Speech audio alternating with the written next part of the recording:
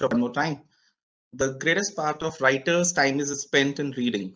In order to write, a man will turn over half a library to make one book, said by Samuel Johnson.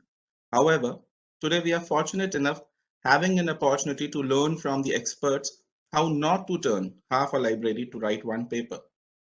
Good evening, everyone. Welcome to the second day of the third international conference on enterprise and entrepreneurialism in tourism and hospitality, organized by the Department of Tourism and Hospitality Management, Jamia, Millia, Islamia, New Delhi, India.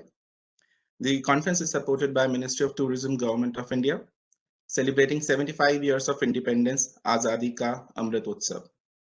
So we have structured the workshop wherein first both of our speakers would be delivering their keynote address, one after another. And post the keynote address, we would be taking the questions for the experts from our audience towards the end. Once again, hearty welcome to the workshop on publishing in high quality journal.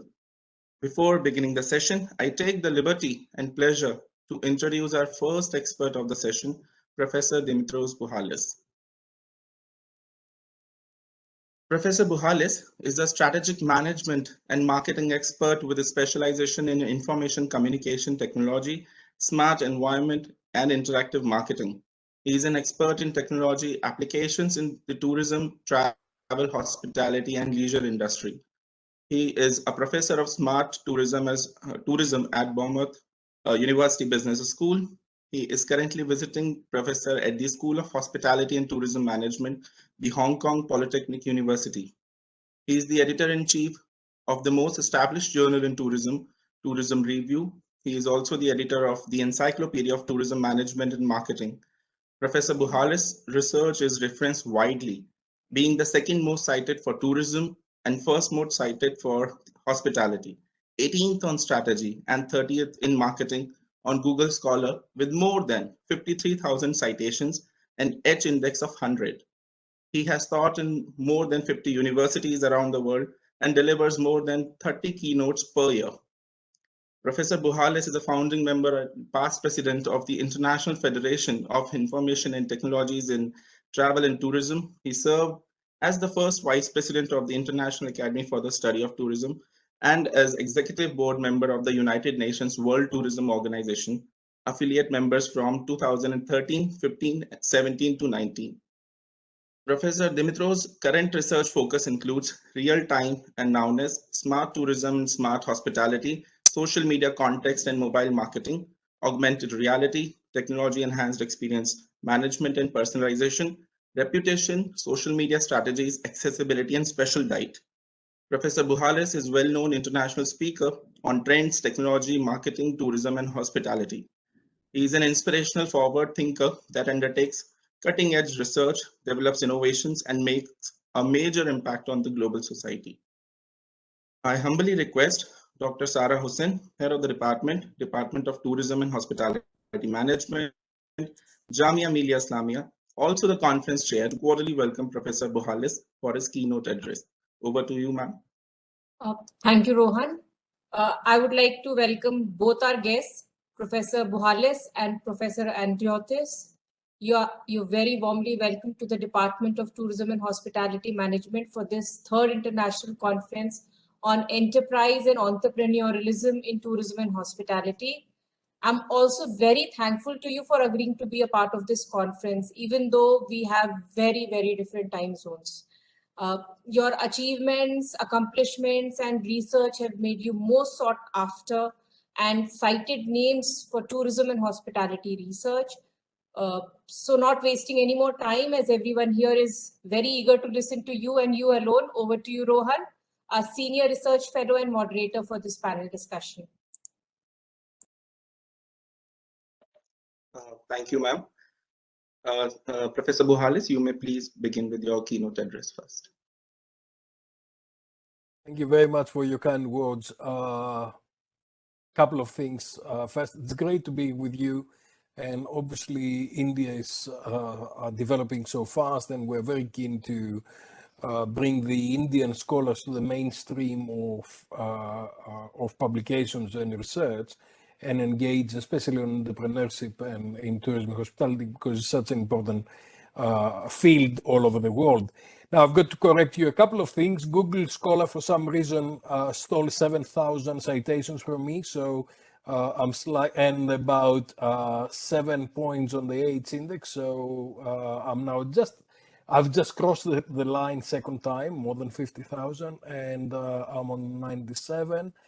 And the other thing is because of the time zone, I'll need to leave at about 5 o'clock your time, 7:30 here, because I've got a dinner appointment which I cannot avoid.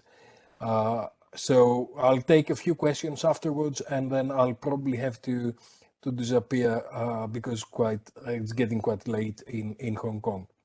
Okay. So let me see if I can share my presentation, and then we can see what we can do. I don't know if you can see the presentation. Can you see the first slide? It's visible, sir. Yeah. Okay. Great.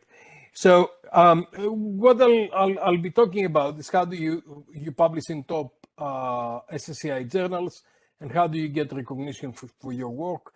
Obviously, a lot of the things that I'm talking about are related to my journal, the Tourism Review.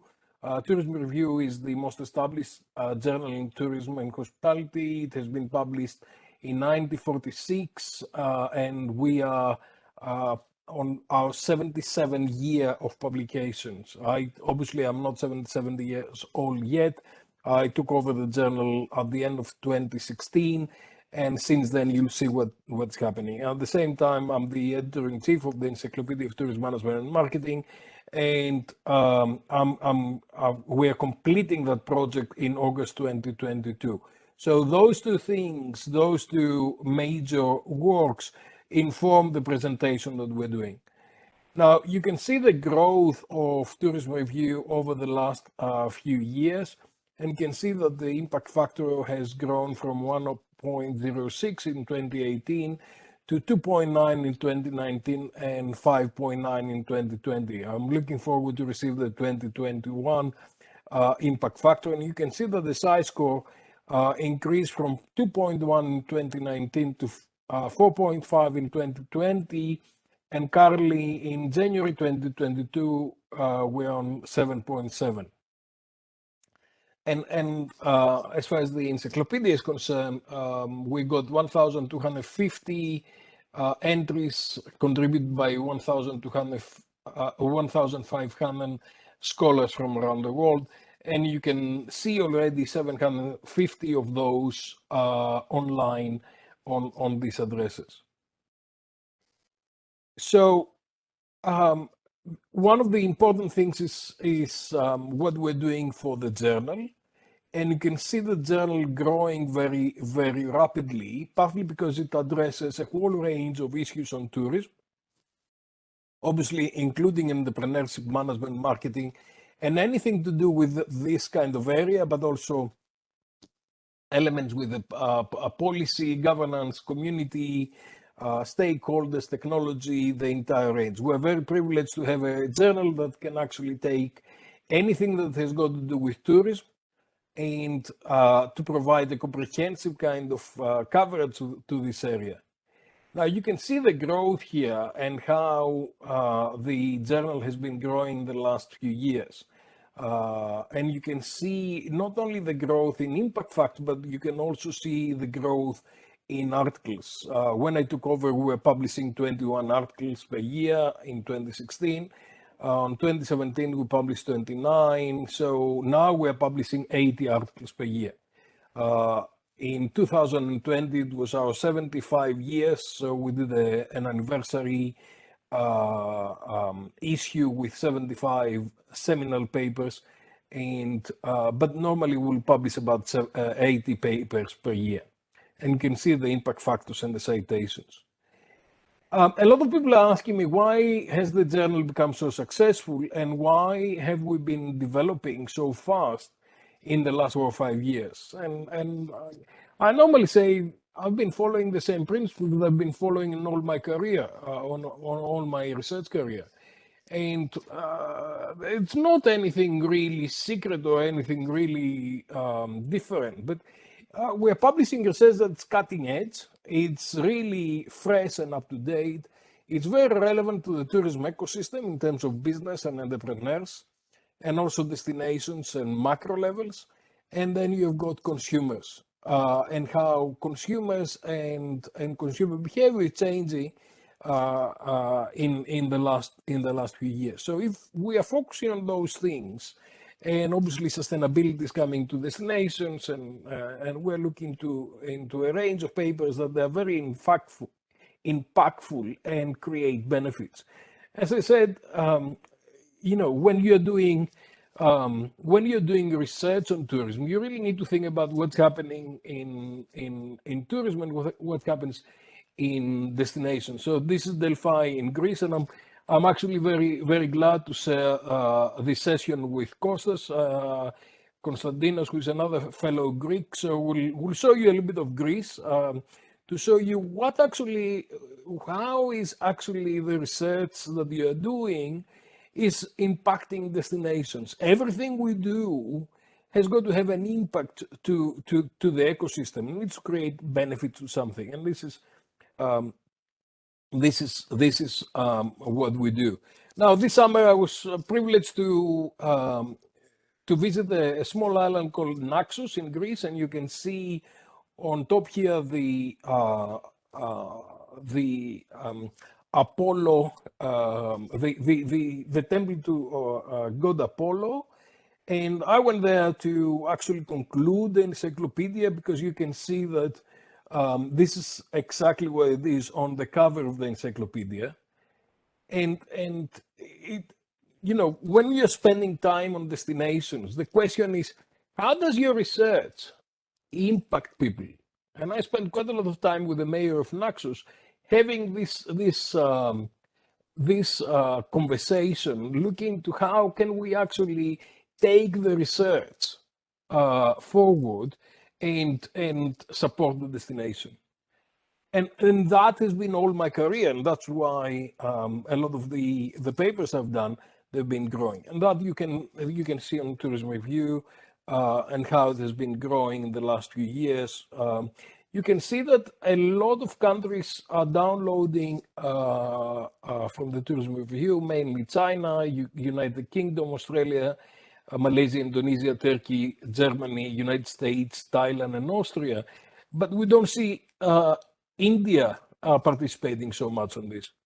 And although we are receiving quite a lot of papers from India, I don't think that India is studying tourism review to the same extent, and therefore quite a lot of papers that we are receiving from India are desk rejected because people do not understand what is required. And I think that is one of the giveaways, really. You really need to understand what the journals are doing, what are they producing, before you can send papers in. And I think India needs to improve the access to this knowledge, and Indian academics need to actually understand a little bit better what the journal is about and how they can publish. And again, you can see here, as soon as the journal became an SSCI, you can see what's happening with China, because Chinese scholars jumped into the opportunity to publish in an SSCI journal, and we get many more papers, and we get more authors coming from China than before. And you can see the growth in a year. So any editor will have as an objective to get the best research papers. We're really looking for the golden egg, and we're looking to how can we approach the authors and how we can support the authors to make sure that they're sending us the most bright ideas. The ideas that they'll stand up, the ideas that they're cutting edge, the ideas that they'll make a huge impact in the marketplace. So this is the main consideration of most of the editors. I'm working very closely with Kathy Su, who is the editor of Tourism Management, and with Sarah Doniger and Scott, who are the authors of Annals of Tourism Research, we are all trying to find the best papers, and we're trying to attract them to our journals. And we're competing for that. Equally, when you meet researchers, they say, I must publish 3 papers per year, and ideally, I really want to publish in an SSCI journal. But when you're asking them, which journal do you like to publish in, and how would you like to target the journals, how can you develop your knowledge on this, quite often they are not very knowledgeable about the journals and how they can target the journal, how they can be successful. So I see a lot of people wasting a lot of time and getting really disappointed and spending a lot of time because they don't read the journal. So if you're not reading the journal, what's going to happen is that you're going to send a paper that is not meeting the criteria, and quite often it's going to get rejected, or if it goes to review, it may get rejected later on. To give you an understanding of what's happening, 65% of the papers that are submitted to tourism review, 65 get rejected, desk rejected, so they never go to reviewers. And then there's another 20% that they are rejected on first review. So it really is competitive, and you really need to understand what the journal is about and how you can do the best papers. So in order to do that, you really need to read the journal that you like to publish. You really need to understand what are the latest papers that they are published in the journal, and have you actually engaged with them? Do you discuss the papers that they are published? Do you reference the papers that are published? And do you review for the journal? I think those are some very important factors that will enable any researcher to actually publish in a journal. So unless you are actually part of the community, it's quite difficult to publish. Quite often you find people that they are looking for a rapid publication, and quite often they pay for it. In some of these, paying for some of the journals where you pay to get your publication published. But few people really want to do the hard work and solve a valid problem. And I think that is really what does good research. Good research is always about looking to addressing valid problems and engaging with academia and industry to create valuable kind of contributions and publish very serious issues. To get published, you need to understand the publishing process. You need to write brilliant papers. You need to doing refereeing. You need to deal with the referees' reports, and you need to be very, very careful on how you're addressing the comments of the referees, and you need to look into how you can address success factors. Quite often, people fail to understand what's a good paper and what is not a good paper. And I think with experience, people learn how to do this, but you really need to work with senior colleagues from around the world to understand actually what is a good paper and how can you get published. A good paper makes a contribution to theory and to practice. Theory is primarily universal truths, and it's applied across many contexts. A lot of the papers I get from India are things that are relating only to the context of India, or even a very small place in India. Typically, I'll get a lot of papers about rural tourism in India and a particular community that something happened. Tourism Review will never publish papers like that. Tourism Review publish papers where they've got an impact globally. So typically I'll ask you, how is what you're doing have an impact on Sao Paulo in Brazil, Aveiro in Portugal, Adana in Turkey, Yogyakarta in Indonesia. So it's really what is the generalizability of your research, and how can your context applies to different kind of places. That's really, really important on what do we do. Now, I'll show you some of the confidential kind of story, the inside story, so you can understand a little bit the process of publishing. So the refereeing process, we really need to have 2 or 3 referees. Now, increasingly, we're asking for 4 referees on tourism review. typically the editorial board members, but also other scholars that have published in this area. We're looking to who has published papers on this area, and we look into the Web of Science, we look into Google Scholar to identify experts on the area.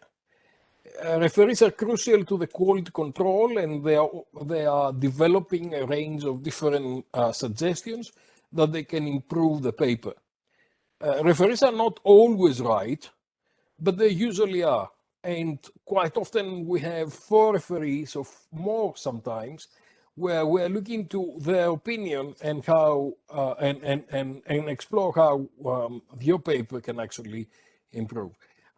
In order to understand how journals operate, you need to make yourself a referee on journals that you would like to publish. So if you like to publish in Tourism Review, you need to volunteer your services to Tourism Review, because again, you'll be part of the community and you'll understand how the community operates.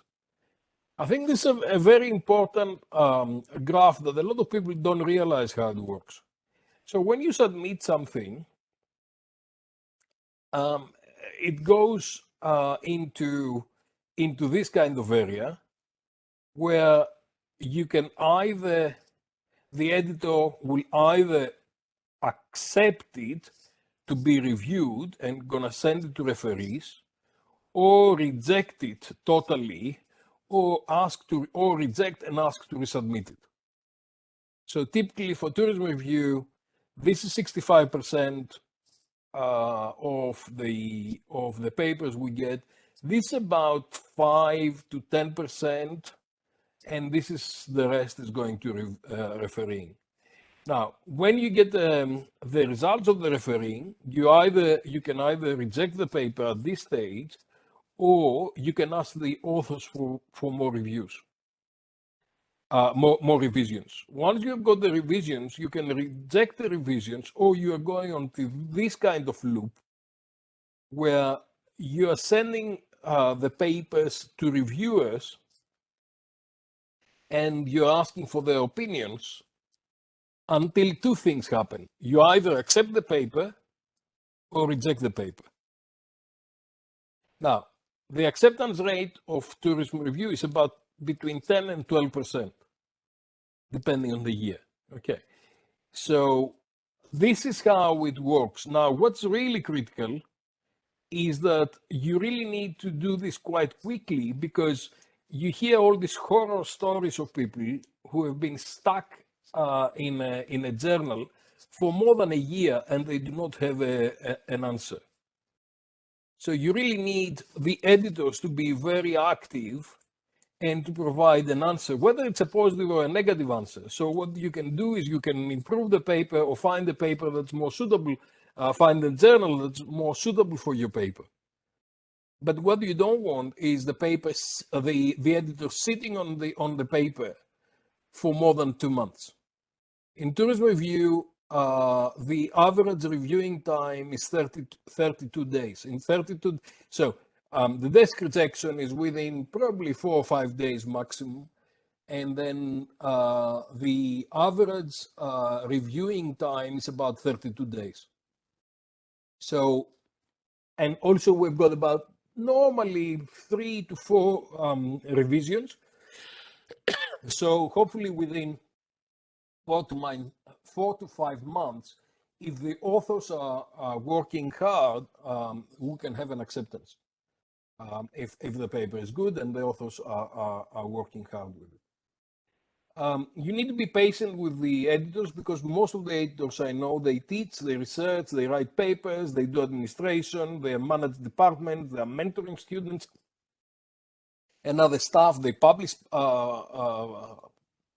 they supervise PhDs, they travel, they deliver keynotes, all of those things that we all do. So this is a typical kind of situation that I'm going to wake up to, where I'll have to make about 10 decisions based on what has arrived overnight from Tourism Review. And that's why we say the editor never sleeps, because we're constantly engaging in this kind of game. This is in Gatwick Airport when we're traveling, where I was going to Australia, and before I arrived there, I found about in 24 hours, I found more than 15 papers that I had to deal with. So to kind of conclude, you really need to download the Tourism Review regularly and read regularly. Ask your students to read as well, review papers, submit your papers, and support the journal so you can engage with the journal.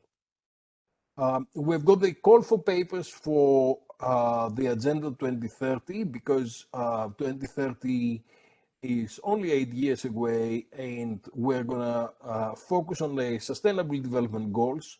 But this is not only about sustainability, but it's really about the future of tourism. It's all about anything that is doing that we will be doing in order to progress tourism to the next stage.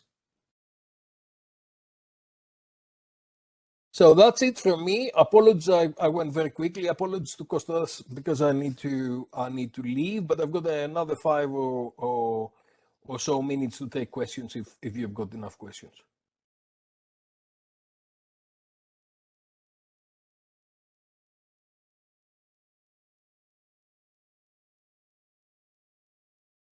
Sir, I'm not at all surprised that your keynote brought new insights about writing good research and publishing in high quality journals.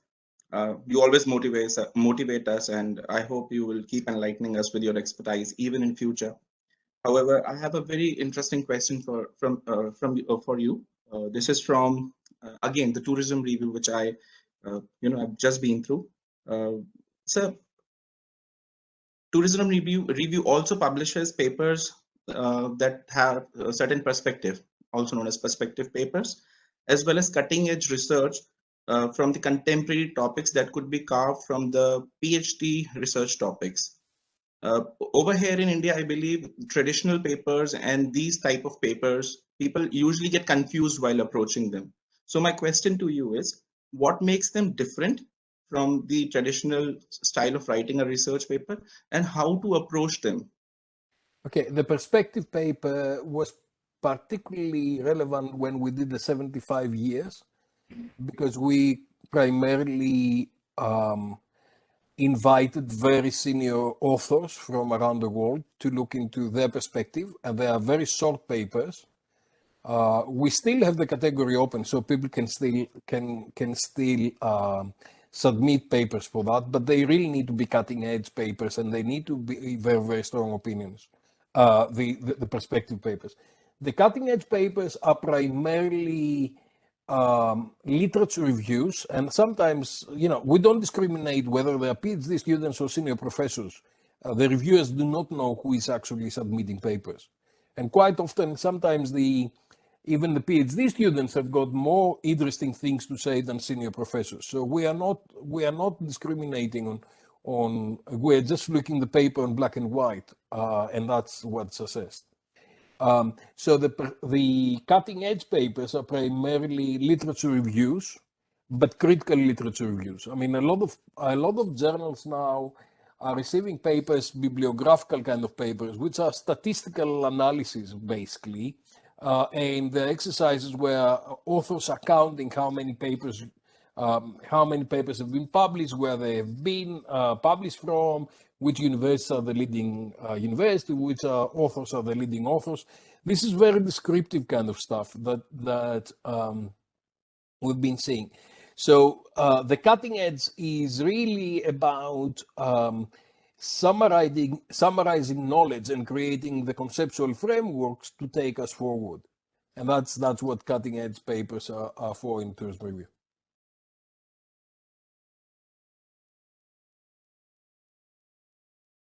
Thank you for the answer, sir.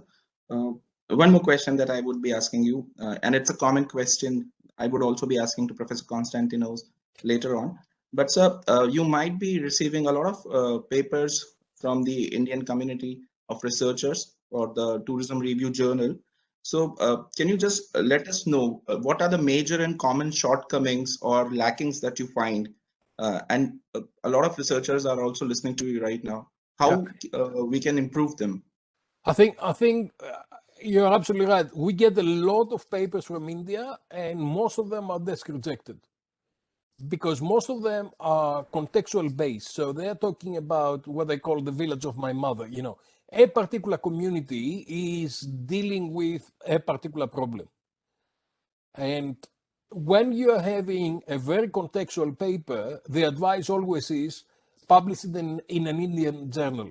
I'm not going to publish something on Tourism Review of something that is done in India, based on India sample, and only applies into India.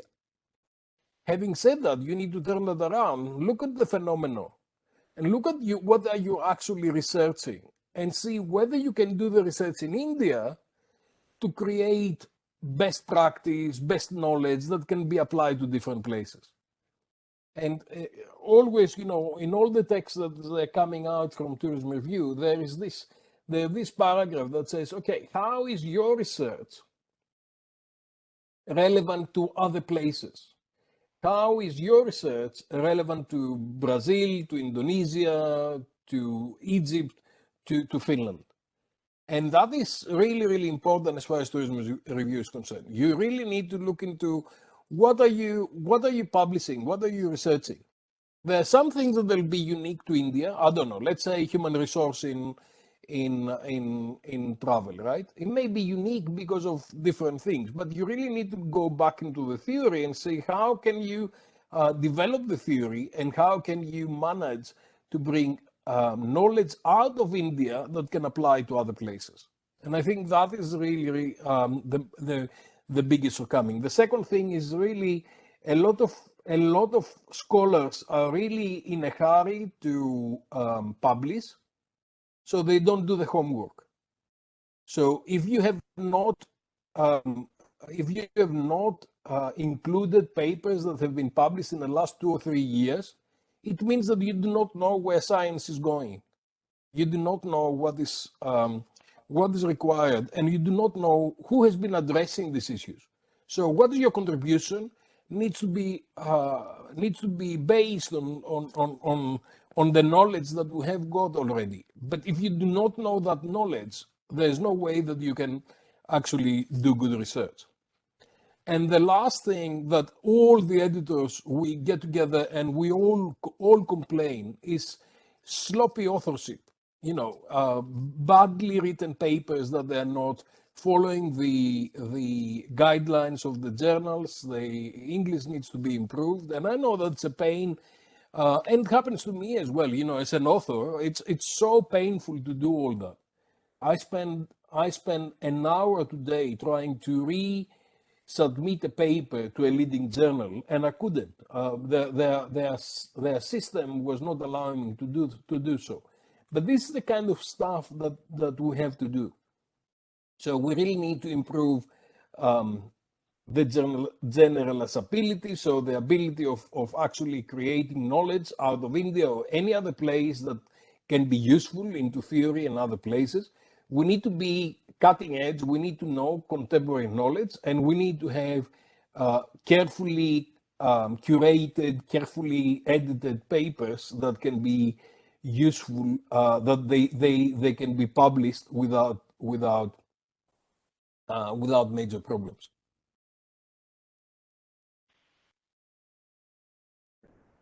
Thank you so much, Professor Buhalis. I guess considering your time limitations and with your brilliant presentation that we had experienced today, I really thank you from the bottom of my heart on behalf of Department of Tourism and Hospitality Management for your valuable time.